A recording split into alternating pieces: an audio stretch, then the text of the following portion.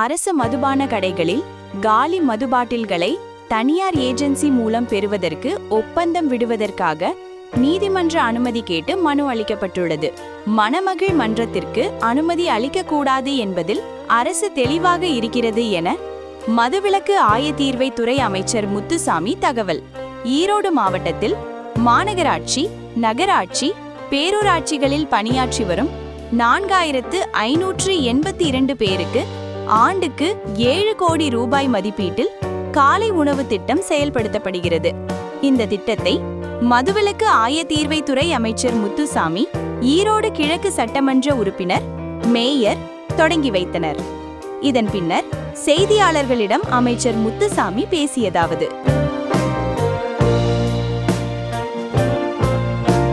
ஈரோட்டில் நம்முடைய கார்ப்பரேஷன், அதே போல் நகராட்சிகள், பேரூராட்சிகள் மொத்தமாக சேர்ந்து நம்முடைய மாவட்டத்தில் 4582 பேருக்கு இந்த திட்டம் இன்றைக்கு சென்று அடைந்திருக்கிறது.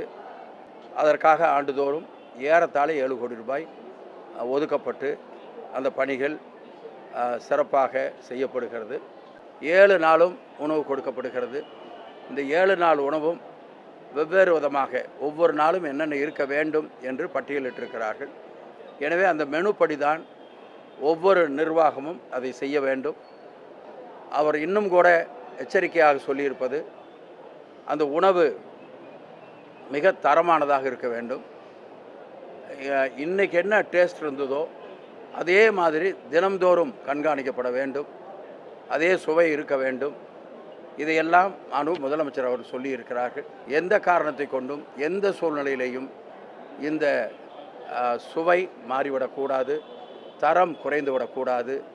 அதே போல் அவர்களுக்கு எவ்வளவு நாம் கொடுக்குறோமோ அதில் அந்த குவான்டிட்டி குறைந்து விடக்கூடாது. எனவே தேவையானதை நாம் கண்காணித்து மிக எச்சரிக்கையாக இந்த திட்டத்தை செய்ய வேண்டும். காரணம், முதலமைச்சர் அவர்கள் மிகுந்த எச்சரிக்கையோடு, அவர்கள் மிகுந்த ஆர்வம் எடுத்து இந்த திட்டத்தை கொண்டு வந்திருக்கிறார்கள். தமிழ்நாட்டில் மட்டுமல்ல, உலகத்தில் எங்கிருந்தாலும் பொதுமக்கள் சுத்தமாக இருப்பதற்கு முழு முதல் காரணமாக, சுகாதாரமாக இருப்பதற்கு, நோய் நொடிகளிலிருந்து தப்பிப்பதற்கு முழு முதல் காரணமாக காத்து வரக்கூடியவர்கள்தான் இந்த தூய்மை பணியாளர்கள். எனவே அவர்களுக்கு செய்கிற இந்த சின்ன சின்ன பணிகளை மிகுந்த எச்சரிக்கையோடு கவனத்தோடு நாம் செய்ய வேண்டும் என்று இந்த நேரத்தில் ஒரு வேண்டுகோளாக நம்முடைய அதிகாரிகளுக்கு நான் இந்த நேரத்தில் தெரிவித்துக் கொள்ள விரும்புகிறேன். ஏன்னா இந்த திட்டம் மிக ஒரு அருமையான திட்டம். இதற்கு பண்ணுற செலவை சம்பளத்தில் கொடுத்துட்டு நம்ம தப்பிச்சு போகலாம். ஆனால் அவர்களுக்கு இப்படிப்பட்ட ஒரு சாப்பாடு கொடுக்க வேண்டியது கடமை, அவசியம். ஏன்னா அவங்க காலையில் 3 மணிக்கு சாப்பாடு செய்யணும், அப்புறம் போய் வேலை செய்யணும். வேலை செஞ்சுட்டு இடையில் அவங்க கை கூட கழுவ முடியாமல் சாப்பிடணும். இந்த மாதிரிலாம் இருக்குது. அதற்கு ஒரு தீர்வைத்தான் இன்றைக்கு செய்திருக்கிறார்கள். எனவே அதையும் இதையும் ஒப்பிடாதீர்கள். இது மிகப்பெரிய ஒரு திட்டம். அதிகாரிகள் அதை பேசிகிட்டு இருக்காங்க. அது நீதிமன்ற உத்தரவு. காலி பாட்டில் திருப்பி எடுக்கிறதுங்கிறது நீதிமன்ற உத்தரவு. ஆனால் அது ஒரு நியாயமான, அவசியமான உத்தரவு.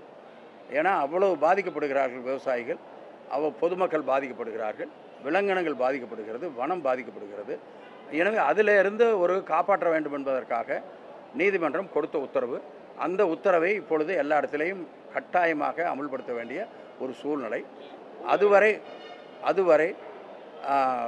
நம்முடைய பணியாளர்கள் தான் அதை செய்ய வேண்டியிருக்கிறது. அரசு மிக தெளிவாக உணர்ந்திருக்கிறது. அவர்களுக்கு இதில் ஒர்க்லோடு அதிகமாக இருக்கிறது, இடம் கொஞ்சம் பற்றாக்குறை இருக்கிறது, இவ்வளவு பிரச்சனைகளும் இருக்கிறது என்பதை அரசு மிக தெளிவாக உணர்ந்திருக்கிறது. எனவே தான் மாற்று ஏற்பாட்டை செய்ய வேண்டும், பிரைவேட் ஏஜென்சி மூலமாக அதை எடுப்பதற்கான நடவடிக்கை எடுக்க வேண்டும் என்று நாங்கள் எடுத்துக்கொண்டிருக்கிறோம். ஆனால் அதில் நீதிமன்றத்திலே ஒரு அனுமதியும் பெற வேண்டியிருக்கிறது. அதற்காக மனு போடப்பட்டிருக்கிறது. அது மட்டுமல்ல, அந்த டெண்டர் விட்டு தனியார் ஏஜென்சியை ஃபிக்ஸ் பண்ணுறதுக்கு கொஞ்சம் அவகாசம் தேவைப்படுகிறது. அடுத்தது அதுக்கு ஒரு லேபிள் ஒட்டணும். அந்த லேபிள் இப்பொழுது நம்ம ஸ்டாஃபே ஒட்டிக்கிட்டு இருந்தாங்க. இப்போ அதெல்லாம் அவங்களுக்கு ஓவர்லோடு. அது இப்போ அதனால் என்ன பண்ணியிருக்கோம், கம்பெனிஸ் அந்த லேபிளை ஒட்டி கொடுத்துட்றோம் அப்படின்னு சொல்லியிருக்கோம். அவங்களும் ஒரு டைம் கேட்டு அதை ஒட்டி கொடுப்பதற்கான நடவடிக்கை எடுத்திருக்கிறார்கள். எனவே அவங்க அதை ஒட்டி கொடுத்துட்டாங்கனாக்கா அது வெளியில் போயிடும்.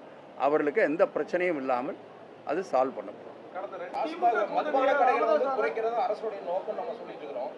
தொடர்ந்து இந்த கடந்த ஓரிரு மாதங்களில் மட்டும் கிட்டத்தட்ட 10க்கும் மேற்பட்ட FL2 பார்கள் ஈரோட்டில் ஓப்பன் ஆயிருக்கு. இல்லை, அதாவது FL2 இல்லை, FL2 இதெல்லாம் வந்து ஒரு சட்ட விதிமுறைகளுக்கு உட்பட்டு கொடுக்கப்படுகிறது. இதெல்லாம் ஏற்கனவே அப்ளிகேஷன் இருந்ததை இப்போ க்ளோஸ் பண்ணியிருக்காங்க. ஃபர்தராக வேண்டாம் அப்படிங்கிறதுல அரசு தெளிவாக இருக்குது. இப்போ டாஸ்மாக் கடையில் ஏறத்தாழ 500 கடை மூடப்பட்டிருக்கிறது. முதல்ல ஒரிஜினலாக இருந்தது 7000 சில்லற கடை, இப்போ 4700 சில்லற கடை தான் இருக்குது. எனவே அதில் வந்து அரசு மிக தெளிவாக இருக்கிறது. கிராஜுவலாக திடீர்னு ஒரே நாளில் பண்ணால் அதில் எவ்வளோ பிரச்சனைகள் வருங்கிறது உங்களுக்கு தெரியும். எனவே அதனால தான் கிராஜுவலாக கொண்டு வரணுன்ட்டு நாங்கள் ஏற்பாடு பண்ணியிருக்கோம். இது போன்ற காணொளிகளை காண்பதற்கு எங்களது சேனலின் பெல் பட்டனை அழுத்தி சப்ஸ்கிரைப் செய்து எங்களுடன் இணைந்திருங்கள். மேலும் காணொளியை மற்றவர்களுக்கும் பகிருங்கள். எங்கள் சேனலை சப்ஸ்கிரைப் செய்துள்ளவர்களுக்கு எங்களது நன்றி.